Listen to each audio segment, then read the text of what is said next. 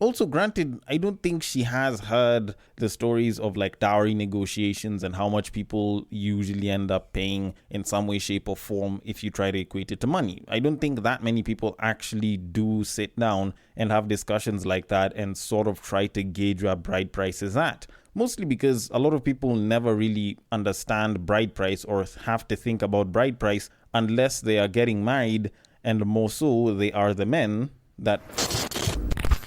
The royal penis is clean, Your Highness.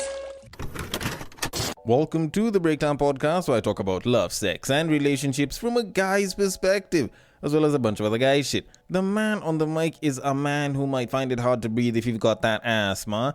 He is also a man that is considering adding skipping leg day to his cardio routine. It is none other than your tall, dark, and mildly handsome man, Sir Denver B. I have come through to speak about dating because guess what? I think it's one of those things that people just don't talk about enough. Like, people will talk about some of the stuff that happens in relationships, and by people I mean me. I will very frequently talk about the relationship dynamics of being in a relationship, as well as, cheating and so many other things. But I feel like I don't talk about the whole idea of dating and dates and trying to date as much as I probably should, because I do tend to think that quite a number of the people that do listen to this podcast are people that are trying to get into relationships, that are just getting themselves into the dating market. So I figured, I might as well do it in this episode, or should I say on this episode. And as usual, if you do like what it is that you're hearing, if you don't like it, if you want to give feedback, or if you want to suggest a topic, then the socials are usually in the description below. And if you're not about the socials but you still want to reach out for either one of those reasons, then that is the link at the top of the description, which does not use social media but still allows you to send a message to me directly. And a massive thank you to each and every one of you that are listening. I hope you listen all the way till the end and you enjoy the episode, if not this and many other episodes, because I've been doing this shit for a while, and I usually hope that y'all like this shit. But anyways, all in all, there is quite a bit that I need to talk about on this episode. But before I can get into anything that serious, I first want to play a very interesting clip. Now, this was a clip of someone that was busy interviewing a babe on the street in Nairobi, and he was asking her about bride price or dowry, depending on what you prefer to use. And her statements was something that I don't want to say were that wild. I'd rather prefer saying that it highlights the issue that a lot of people have today in terms of defining and understanding what dowry is. But instead of me talking too much about it, let me just play the clip for y'all, then I can get into my breakdown of it. So without further ado, what's your bride price? My bride price. Oh my God, my bride price I can't estimate, since hakuna mtu anaweza buy mtu, like you can't buy a human being, but I think it shouldn't go below 5M. Now, what's your net worth? Wow, my net worth, it's around. It's about to go down. It's around 100, yeah. 100? G's. 100K? Yeah. Wow. Okay, I know. She said price instead of price, and how the hell does someone ask for 5 mil and she says price? And yes, a lot of people did clown her in the comment section. But with that said, okay, first of all, I feel like the wildest part isn't even the price. But granted, that's because it's me that's looking at it, not a lot of other people. Most people were finding the wildest part about this street interview to be the whole price thing and how much it was, and the fact that she was saying price. But when I kind of think about it, the pricing thing isn't even that bad. I've seen interviews online of young women in the early 20s being asked, the kind of guy that they'd want, how much they'd expect the guy to earn, or how much they'd want the guy to earn minimum, and they give very, very exorbitant figures. Women are busy saying 500K, 600K, 700K, a mil if they're lucky. And the truth of it is, in as much as people like spitting out these big numbers, and especially considering that this is a young woman who looks like she's not above the age of 23, I can probably conclude that she's saying 5 mil because she doesn't understand how much 5 mil is. Practically speaking, if you were to tell her, to explain how much 5 mil is, she may not entirely understand it. Like, of course, there's definitely the whole idea of her busy wanting to be seen as this high level, high class lady that is worth so much, but still, like, 5 mil is a bit much. Also, granted, I don't think she has heard the stories of like dowry negotiations and how much people usually end up paying in some way, shape, or form if you try to equate it to money. I don't think that many people actually do sit down and have discussions like that and sort of try to gauge where bride price is at. Mostly because a lot of people never really understand bride price or have to think about bride price unless they are getting married, and more so they are the men that are either a part of the negotiations or are going to try and take someone's daughter's hand in marriage. So when I had her say 5 mil, at first I was a bit surprised. Then after a quick second I was like, it's probably because she doesn't entirely understand how much 5 mil is in reality. But the wildest part for me wasn't the pricing or the fact that she said price. It was just the fact that, first of all, she said that she does not want it to feel like she's being sold off. Then she quoted a figure as if she is being sold off. Like, that was the part that I found to be particularly interesting. Now, one of the biggest problems with the whole idea of dowry is the fact that first it's referred to as bride price, which makes it seem as though the family is selling her off, which isn't really the case. And as far back as my GHC or social studies knowledge is concerned from primary school and what my teachers would tell me, the idea of dowry isn't about selling the girl. Actually, that is the lowest, worst way to look at it as opposed to how most people have seen it culturally.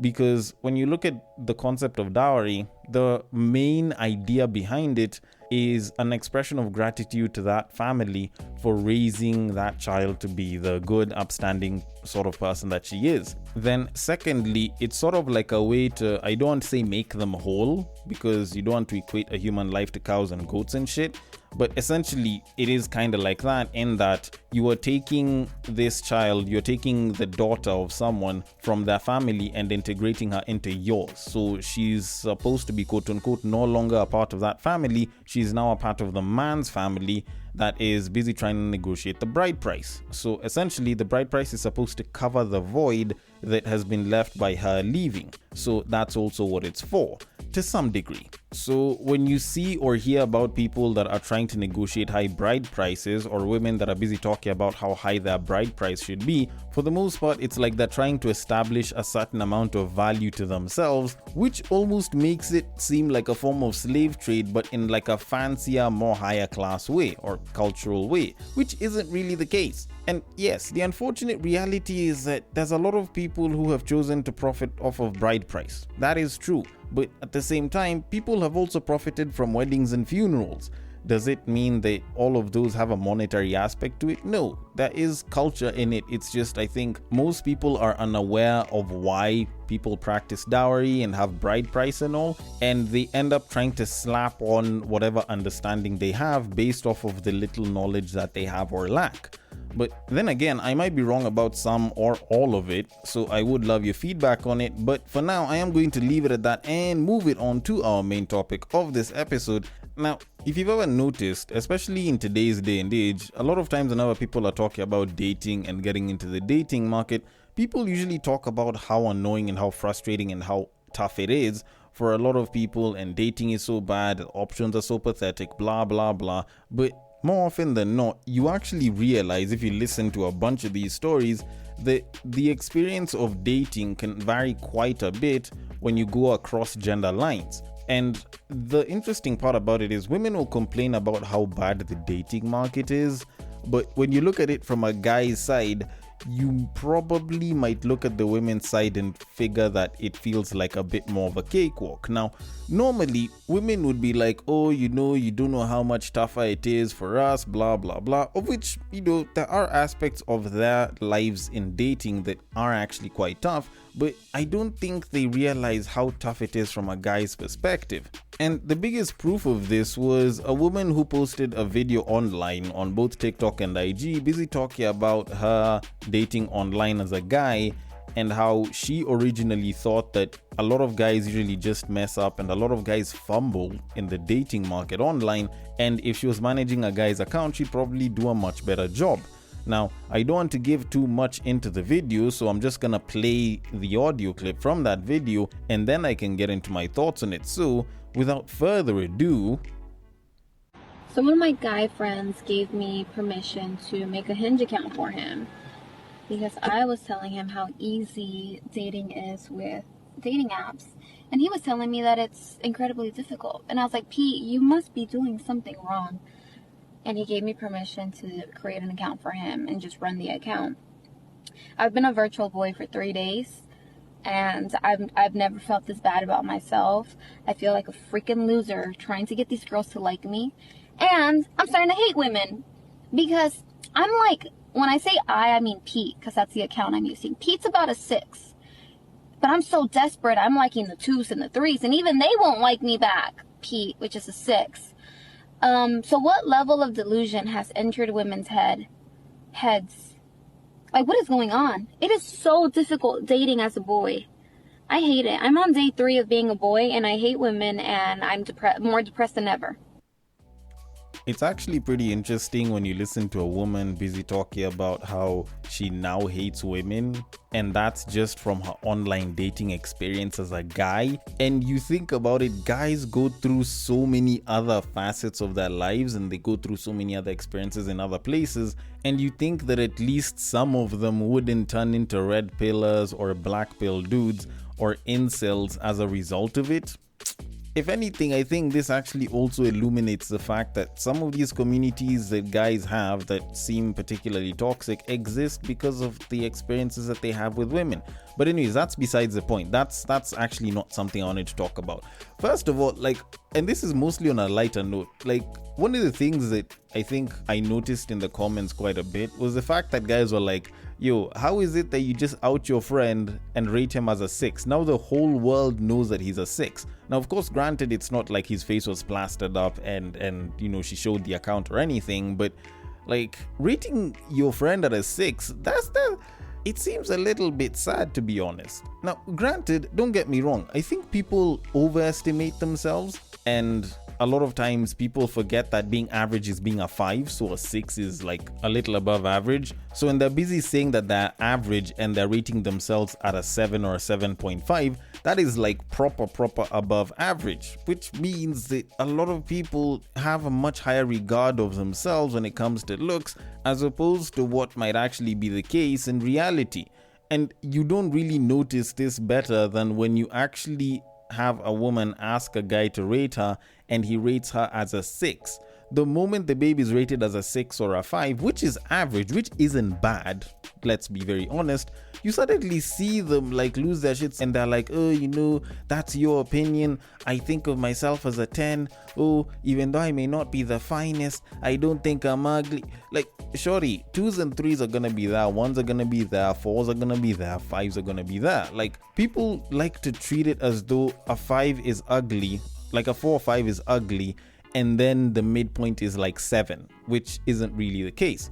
But with that said, now if we move on to the meat of the entire video, or at least of the entire clip, her talking about her being a quote-unquote virtual boy in the dating market, I think did illuminate quite some things for her, because a lot of women usually like to think that if there were guys, they'd probably do a hell of a lot better than the men that are there right now. Yet in reality, a lot of them would turn into the very guys that they dislike if they were put in the dating market even right now as grown adults. Because have you ever listened to women who talk about, if I was a guy, I'd be doing blah blah blah? Most times they'll be talking about how they'd have banged a bunch of different babes because guys don't know how to take care of a woman nicely, blah blah blah. You never hear them busy talking about being monogamous and shit, for the most part. But then again, it could be just a case of cherry-picked options that are really good for clicks online, and I could be wrong about that. But being on a dating app today, in this day and age, I think a lot of people do not know how tough it is to be a guy, or should I say being the average guy, when it comes to you trying to look for dates. There's way more women that are, within the palm of your hand and within your reach, but that doesn't mean that they'll all select you or you have a much better chance of being selected. Nah, like even when you go to online forums where people talk about dating sites and improving their chances of getting dates on dating sites, you still find people complaining about how dating apps just do not seem to work pretty well for men, and also nowadays women as well. Because I think as per the most recent stats, about anywhere from 2/3 to about 78% of people on dating apps are men. So there's a lot less women there, and there's a lot of guys there, and you being a part of 78% of a gigantic population of people on the dating market just means that the women have a lot of guys that they can select or turn down.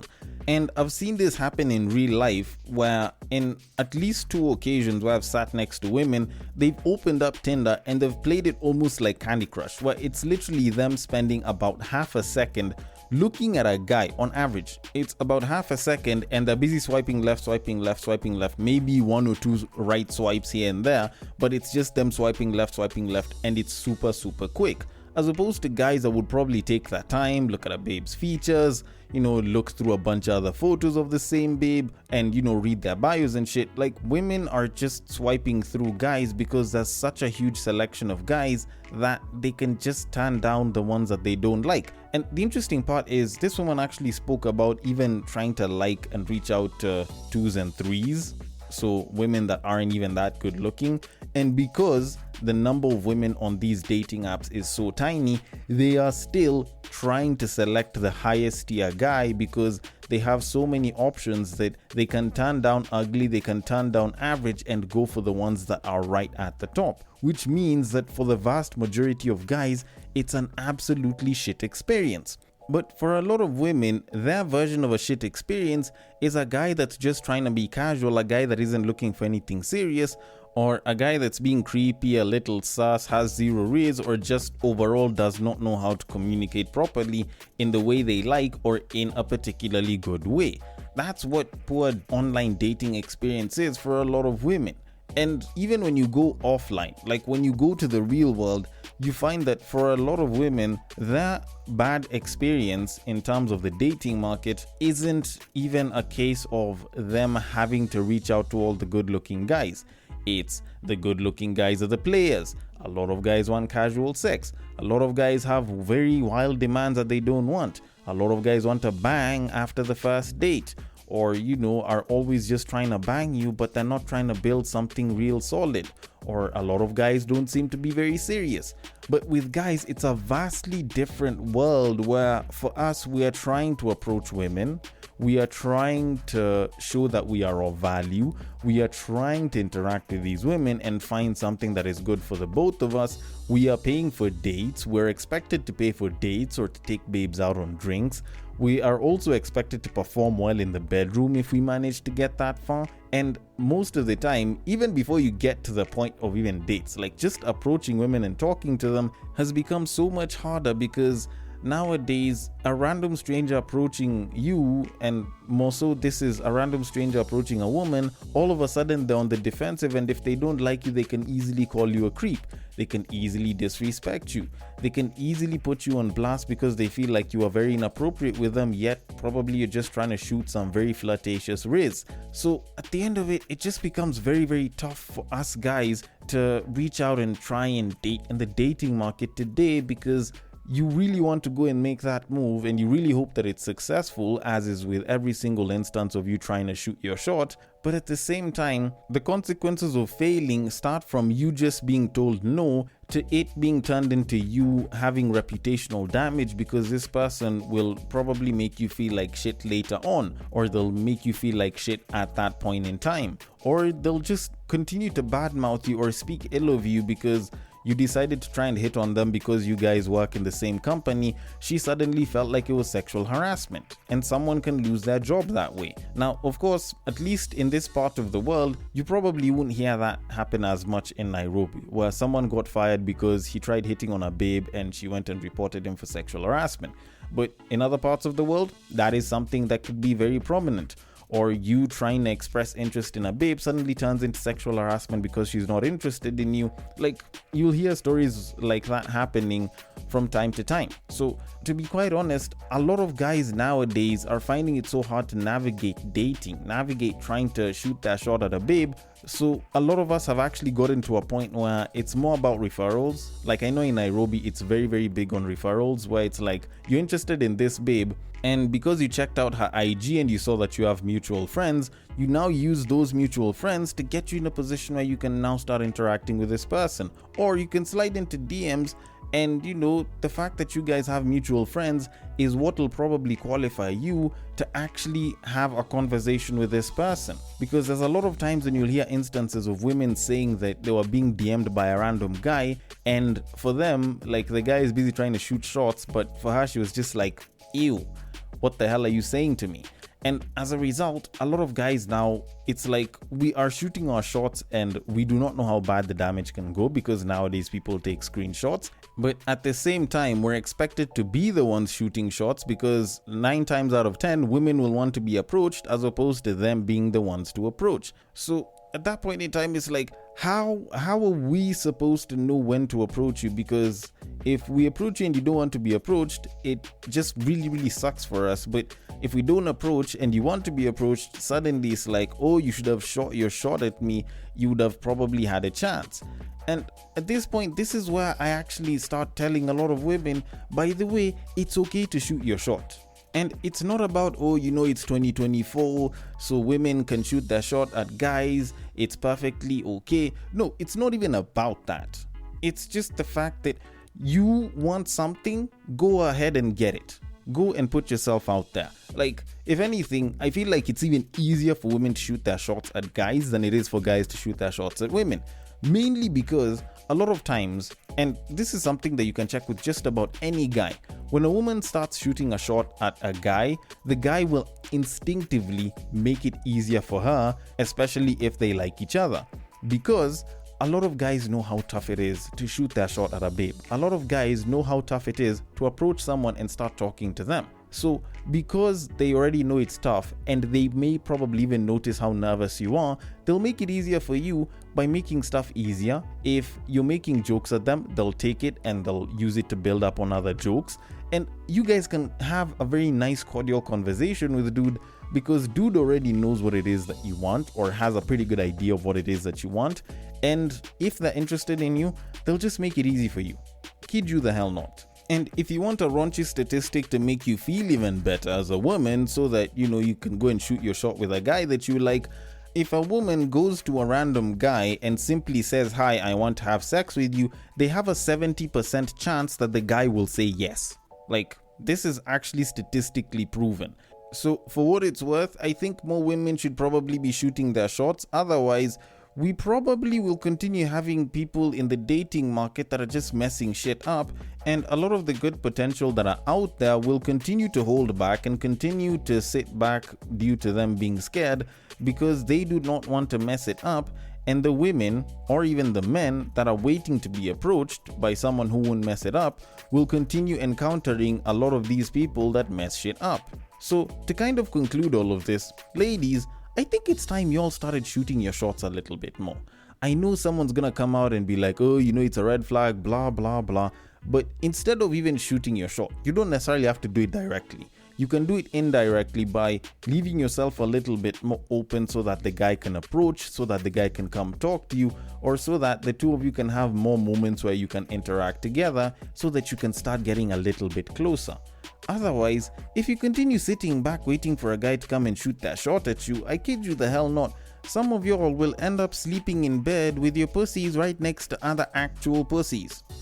Although, then again, I might be wrong about my understanding of dating from a guy's perspective, or even from a woman's perspective, or even just the fact that women should start approaching guys, but either way, I want your thoughts on it. The DMs are open. On IG, it is at the breaktime_podcast. On Facebook, it is at the Breaktime Podcast. And on X, it is at Bagaka the D.